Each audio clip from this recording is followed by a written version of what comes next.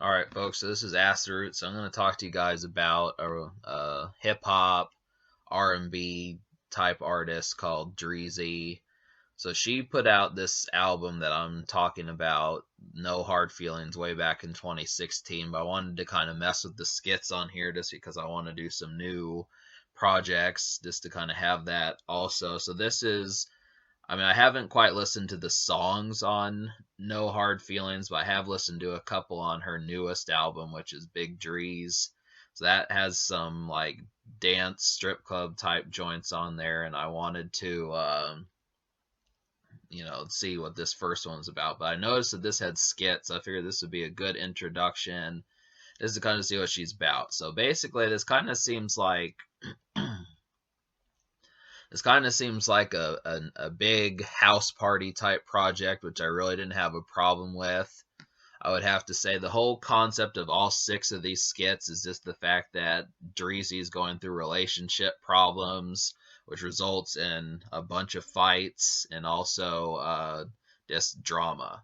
So that's just kind of the thing. It doesn't seem as if it has to be that way, but it almost feels like something that you would expect from like a John Singleton movie, something like that, which was kind of slick. I mean, when I think about it, just all to have the whole album skits have like a theme rather than just each one be individual was kind of I like the idea behind that. So, um, basically, this theme is that Dreezy has a boyfriend named Jamal, and she's having problems with him. In the beginning skits, he's cheating on her. And one of Dreezy's friends informs her that Jamal is cheating with her. They go to Jamal's house. They get into a fight. Uh, Apparently, they're broken up. Jamal gets drunk and texts her and calls her several times, 13 times, and tries to get her back. And then I'm trying to think of what else happened. After that, a new fellow named Sean, and he's with his boys, and he's talking about he's the next dude and that sort of thing. And then another woman talks to Dreezy, and they're just talking about how she likes Sean. And then at the end, Sean and Jamal get in a fight and there's gunshots. So that's kind of the concept of what goes on, just to kind of basically this is the drama of Jamal. It seems like you get the idea, but as far as that's concerned, it's actually a fun concept. I was actually interested in this. It makes me wonder if the songs off this project convey the same stuff that you get from the skits. I wouldn't say that it's going to be that fluid, but it's not really a problem if it is.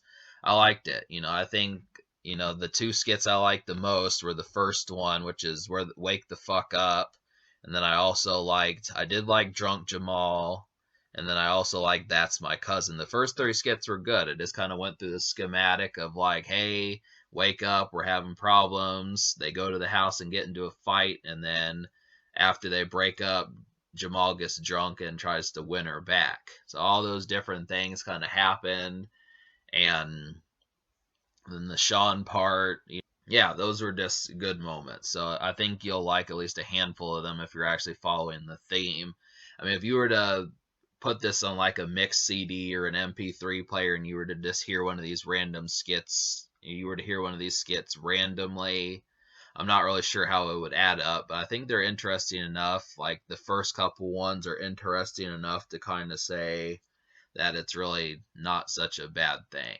So I like it's interesting. The whole theme is interesting, but yeah, I mean, I don't know if you have to own the album and listen to it in the sequence to be able to appreciate it more. But other than that, it seems like a very charming and fun kind of thing. So, but I'm reaching a point where I listen to skits individually nowadays. I can listen to them. I don't have to hear song number 8 and then song number 9 and then song number 10 be the skit. I mean, it can just kind of be, whichever order. But when you can hear a skit individually without having to hear the songs around it, that it works pretty damn well. So I'm gonna give this project, I'll give it an 8. I like the idea behind this. It was clever enough. even though there were only like three of them that I enjoyed like a bunch, I would have to say that it's still interesting enough just to have to see how that worked, that it kind of works well. And really, obviously rappers don't do skits that much anymore, so it's kind of a theme that I'd like to see return. But it did work, and especially in an R&B themed project, to see a woman sit there and do this sort of thing, it's like, yeah, this is kind of what's going on with that. But I'm not going to say that there were too many or too less just because there were six of them. So that's about fair. Really, you get 13 songs, six skits. I mean, that worked rather well. So yeah, that's good stuff there.